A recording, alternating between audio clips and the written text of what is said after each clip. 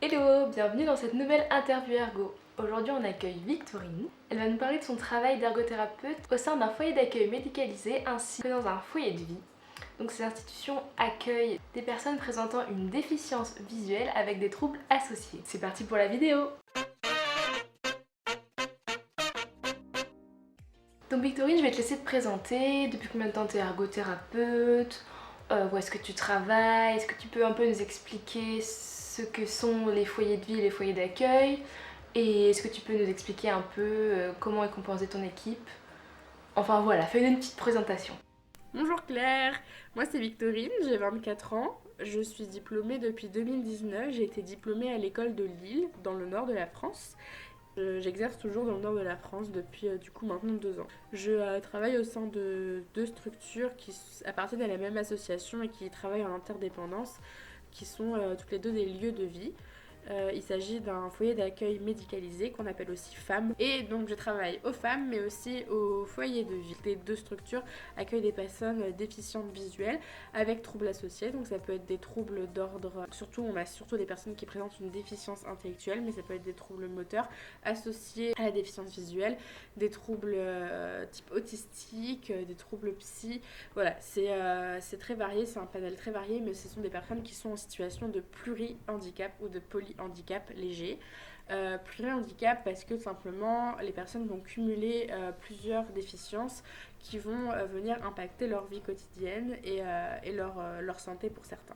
La différence du coup entre foyer de vie et femme, sûrement que tu te poses la question, en foyer de vie sont des personnes qui n'ont pas le profil de travailleurs, sont des personnes qui ne demandent pas de soins d'aide au niveau soins médicaux, mais qui ne sont pas indépendants et ni autonomes dans leur vie quotidienne et qui ont donc besoin d'être étayés au quotidien sur quasiment tous les gestes de la vie quotidienne. Alors qu'aux femmes, c'est le même profil de personne qui a une pathologie ou un plurihandicap, une pathologie visuelle, qui a des difficultés au niveau de l'indépendance et de l'autonomie et qui donc ont besoin d'être étayés au quotidien, mais eux vient s'ajouter en plus une dimension médicale, c'est-à-dire que pour avoir une orientation en femme, il faut avoir besoin de soins médicaux parce que le femme est axé, comme son nom le dit très bien, sur le médical.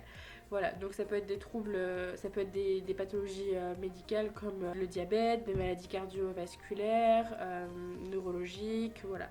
Orthopédiques aussi, ce sont des personnes qui vont avoir besoin d'un suivi plus poussé sur les soins et qui donc ont besoin de présence de personnel soignant. Voilà, moi je travaille vraiment entre les deux, je dépends du FAM parce que je suis personnel soignant, mais je travaille aussi au sein du foyer de vie parce qu'il y a des besoins en ergo au sein du foyer de vie qui sont indéniables. Je suis en effet du coup la seule ergothérapeute sur la structure. Je suis à temps plein et je fais partie de l'équipe thérapeutique, donc l'équipe thérapeutique qui est composée d'un ergothérapeute qui est moi et de 2 psychologues dont un qui est neuropsychologue. Voilà. Normalement dans l'équipe thérapeutique il y a aussi une psychomotricienne mais là on n'en a pas donc je peux pas trop parler de ça, mais l'équipe est constituée initialement sur les organigrammes comme ça. Et sinon les autres professionnels avec lesquels je travaille sont les professionnels qui vont agir et intervenir directement au sein des foyers et auprès des résidents. Bon, vu que nous on parle donc de résidents et pas de patients ni d'usagers, rien, ce sont des personnes qui résident. Il y a donc comme professionnels des éducateurs spécialisés, des moniteurs éducateurs, des AMP, auxiliaires médico-psychologiques, et des aides-soignantes et une infirmière pour le FAM. On a aussi un médecin coordonnateur qui vient coordonner les soins au niveau du FAM et une médecin généraliste qui intervient au besoin sur le foyer de vie. Les personnes qui résident, du coup les résidents, sont là de façon permanente. Donc en fait, chacun a un studio qui lui appartient, qui lui est propre, qui peut personnaliser. Ils sont là de façon permanente. Ils peuvent repartir éventuellement le week-end en famille, mais c'est leur lieu de vie, c'est vraiment leur domicile. Au niveau de tes débuts dans tes institutions du coup, est-ce que tu as rencontré des difficultés? Alors non, j'ai pas rencontré de difficultés tout simplement parce qu'au début j'étais en doublon avec une autre ergothérapeute qui était là depuis très longtemps. L'ergothérapie c'est quelque chose qui est arrivé en même temps que les résidents et donc les besoins au sein des foyers. Voilà, le poste d'ergothérapeute a toujours existé au sein du foyer, donc l'ergothérapie est quelque chose de bien ancré dans la structure, dans les têtes et au niveau des besoins sur comment solliciter l'ergothérapeute et à quel moment, que ce soit pour les résidents ou pour les professionnels. Après, c'est vrai que j'ai eu plus de mal parce que mon orientation et mon type d'approche étaient différentes de celle de l'ergothérapeute d'avant. Donc l'équipe a dû s'adapter et c'est vrai que c'était pas forcément très facile. Pour le coup, les résidents ont fait beaucoup plus preuve de flexibilité que l'équipe. J'ai pas eu particulièrement de difficultés à m'intégrer et à faire connaître l'ergothérapie parce que le travail était déjà fait. Est-ce que tu as dû te former pour pouvoir intégrer ces institutions? Alors oui, tout simplement parce que c'est un public très spécifique. La déficience visuelle, c'est quelque chose qui est très peu vu à l'école. Enfin, en tout cas, moi, je l'avais vu, mais très succinctement. Et c'est vrai que ici, l'ergothérapeute est vraiment spécialiste et le référent en matière de handicap visuel. Donc, ça me demandait vraiment d'être au point sur toutes les connaissances en lien avec la déficience visuelle, que ce soit les pathologies, les répercussions sur la vie quotidienne, le type d'aide qu'on peut leur donner, que ce soit les aides techniques, mais aussi les aides humaines, que ce soit les professionnels qu'ils ont à consulter. Voilà, je suis référente en fait de leur parcours ophtalmique, de leur parcours optique également. Voilà, je suis la seule personne qui est sensibilisée vraiment et qui ait des connaissances en termes de handicap visuel. Et est-ce que tu conseilles certaines formations qui pourraient aider au travail d'ergothérapeute? Du coup, est-ce que je conseille des formations? Oui et non, parce que je me suis aussi formée sur le tas, j'ai envie de dire. Je me suis formée au sein de la structure. Après, c'est vrai que toute formation est bonne à prendre. Pour les lieux de vie, je conseillerais des approches, de se former sur les approches, parce que c'est quelque chose qui est très intéressant, lieu de vie, de se centrer sur la satisfaction, sur... voilà, moi je me suis beaucoup renseignée et j'ai fait une formation sur la MCREO que j'utilise de temps en temps dans mon quotidien. Voilà, je suis très centrée sur la personne parce que j'interviens directement dans son lieu de vie. Maintenant, on va passer un peu au vif du sujet. Est-ce que tu peux un petit peu expliquer concrètement ce que tu fais en tant qu'ergo? Est-ce que tu peux un peu expliquer ton rôle avec cette population dans ces institutions? Mon premier rôle, c'est d'être référent au niveau du handicap visuel. Donc si les équipes ou les résidents ont des questions, des difficultés au niveau visuel, c'est vers moi qu'elles se tournent et je vais coordonner les soins par rapport à ça.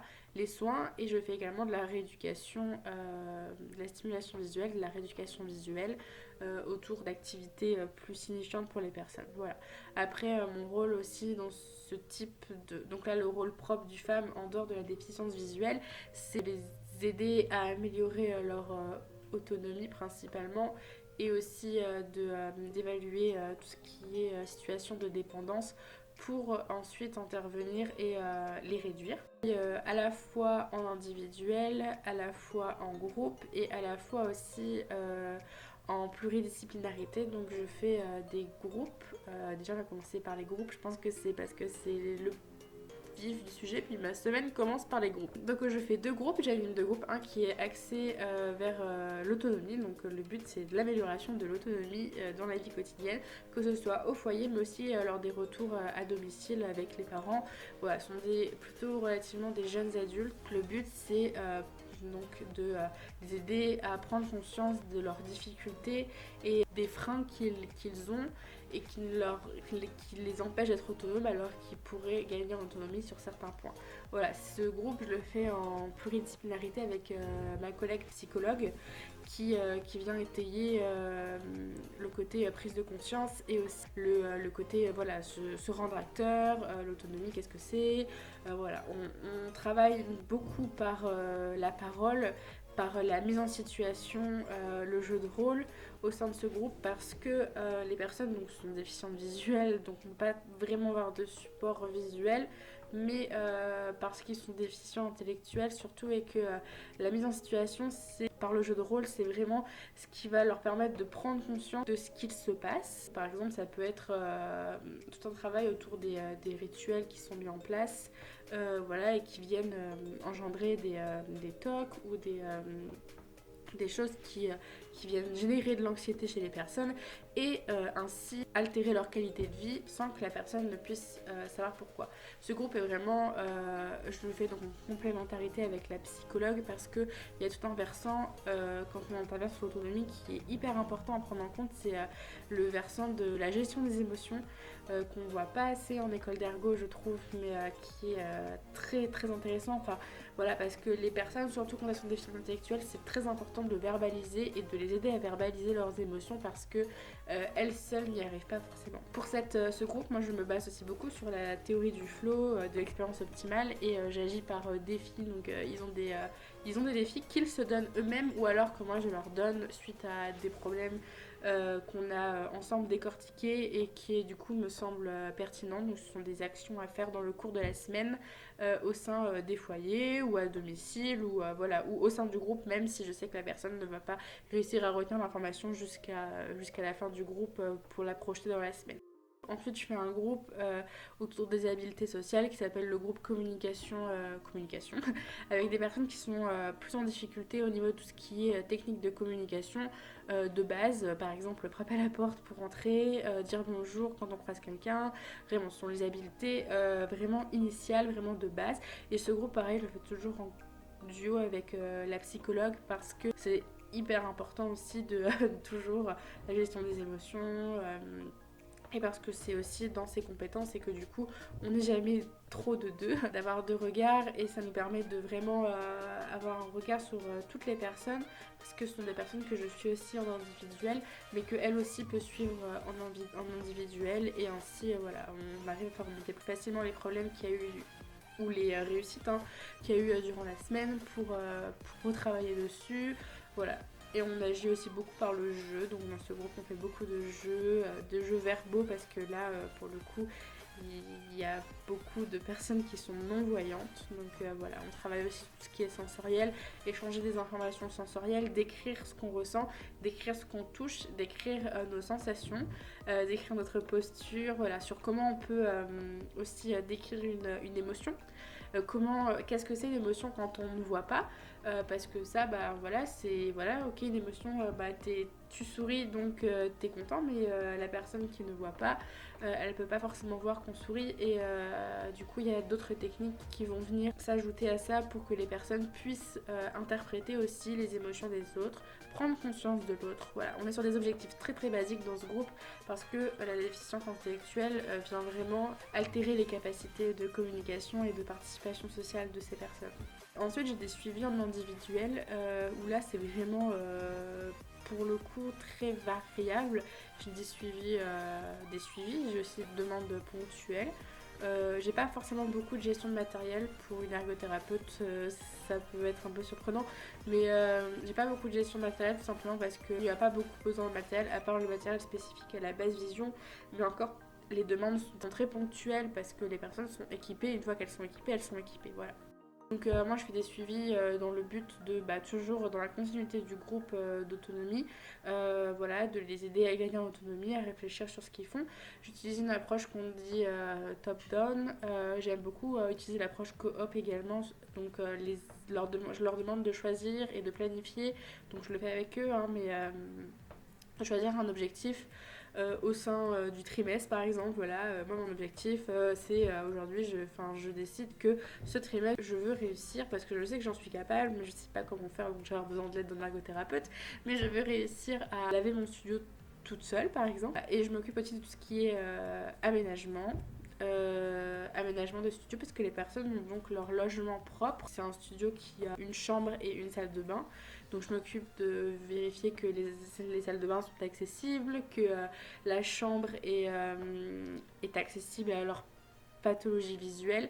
Je les aide beaucoup à faire du tri, de l'organisation, à s'organiser, à épurer l'espace parce que souvent ils sont là depuis quelques années. Le résident apprend à trier, ensuite on va faire des achats de meubles, c'est vraiment mon rôle, c'est de et le rôle que je souhaite avoir en tout cas auprès d'eux, c'est de les aider à être acteurs dans leur démarche, à être acteurs dans le quotidien et à être acteurs dans les projets qu'ils peuvent mener.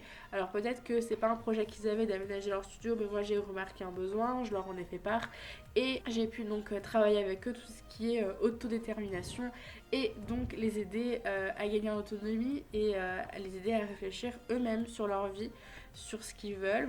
Donc ce sont eux qui choisissent les couleurs de leur logement. Alors moi évidemment je sais vers quoi je vais les orienter parce que j'ai fait les évaluations. C'est tout ça, choisir les meubles, gérer son budget, même si c'est pas à eux de le faire, c'est eux qui vont aller demander s'ils ont le budget nécessaire, c'est eux qui vont s'orienter dans le magasin quand on va y aller. C'est vraiment faire ensemble un projet pour le résident, mais moi je suis juste là pour l'étayer dans les démarches.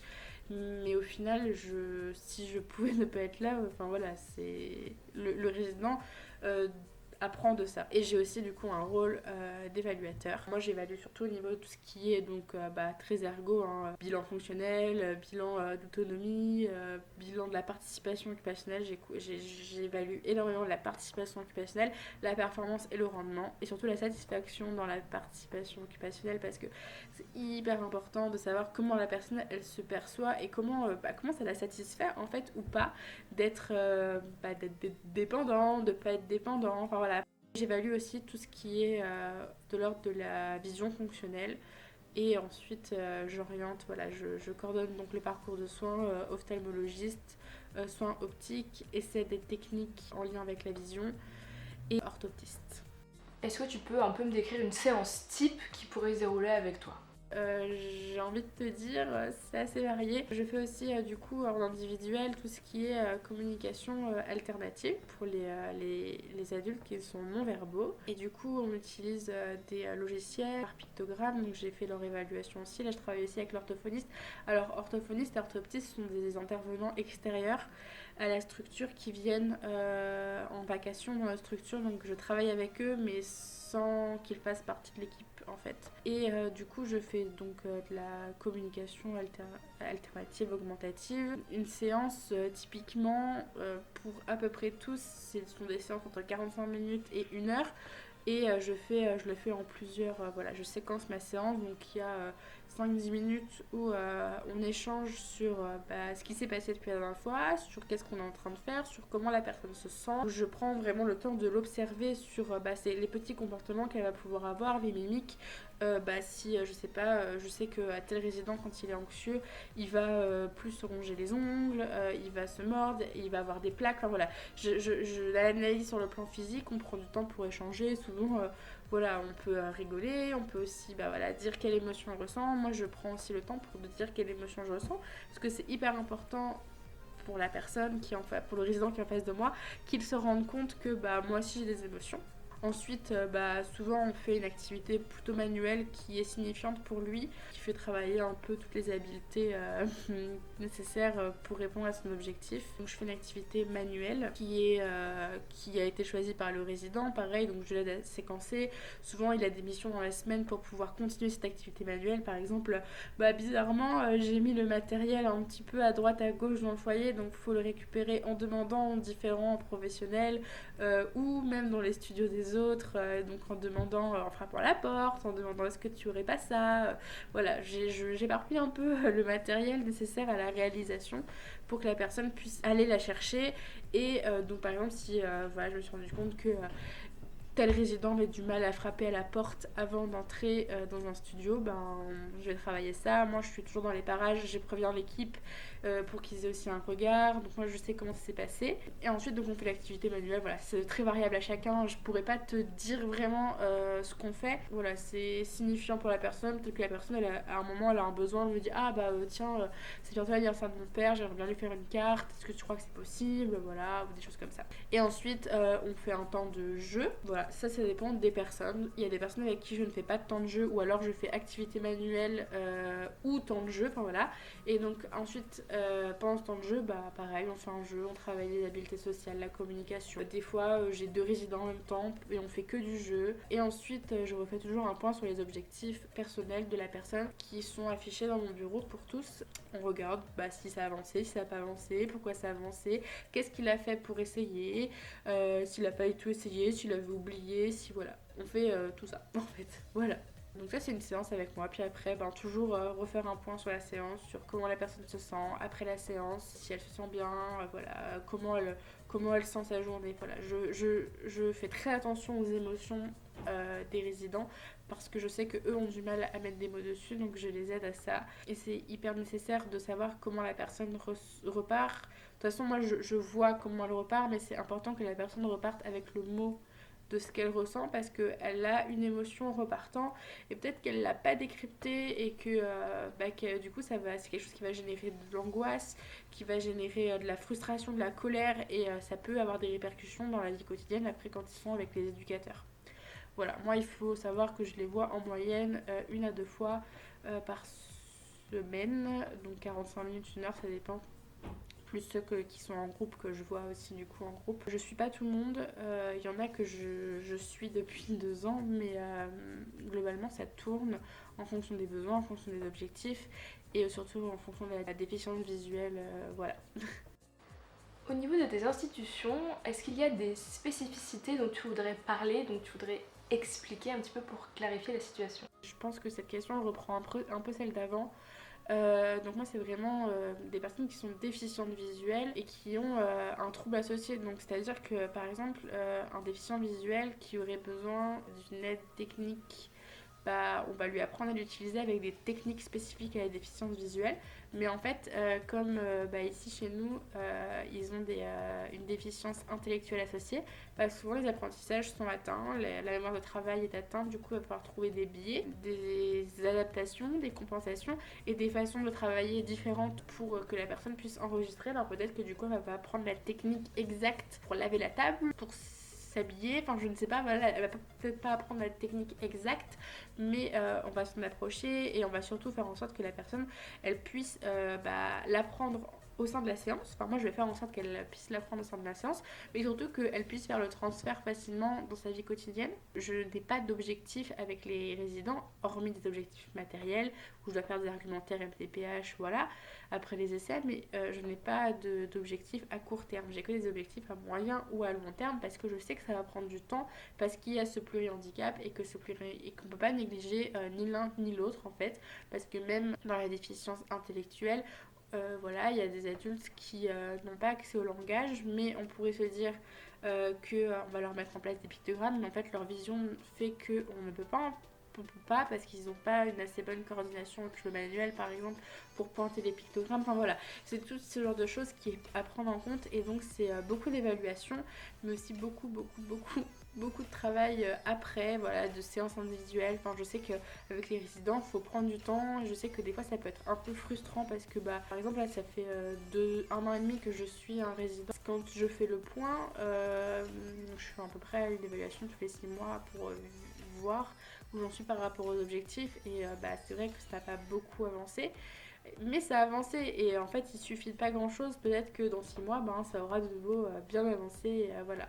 Il y en a d'autres qui vont avancer plus vite parce qu'ils n'ont pas forcément autant de difficultés visuelles. C'est vraiment très variable. Le fait que ce soit du plurihandicap, ça me demande beaucoup d'adaptation et surtout de créativité parce que je m'adapte vraiment à chacun.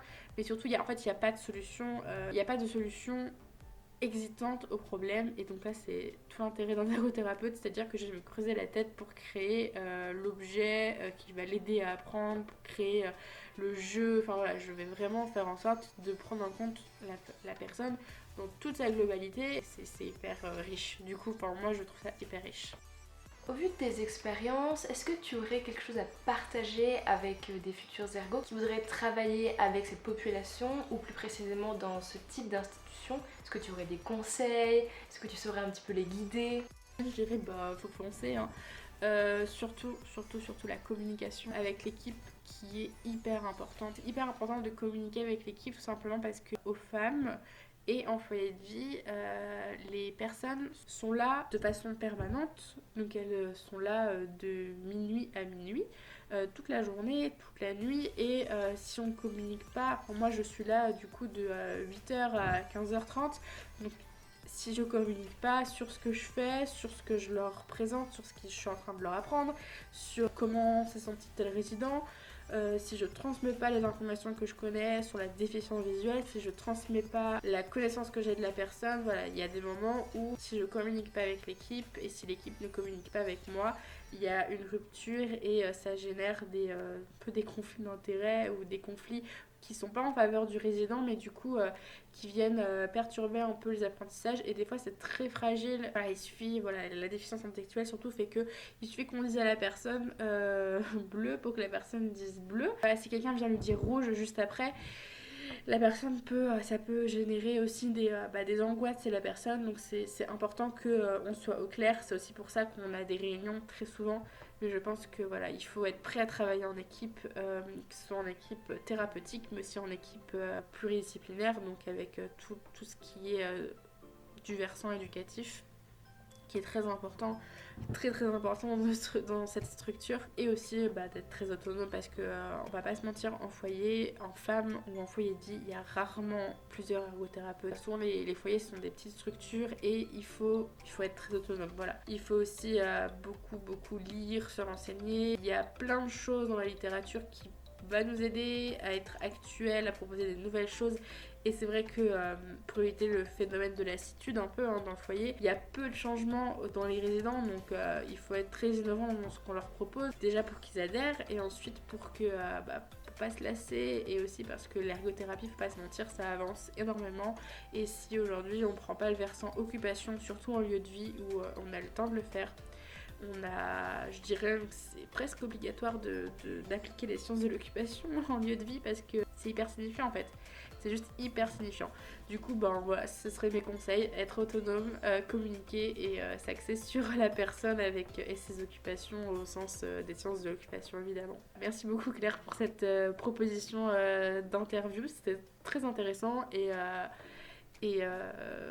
ergothérapie power, j'ai envie de dire. Voilà, faut vivre sa passion qui est l'ergothérapie à fond. Enfin, en tout cas, moi c'est comme ça que je le fais et c'est trop cool.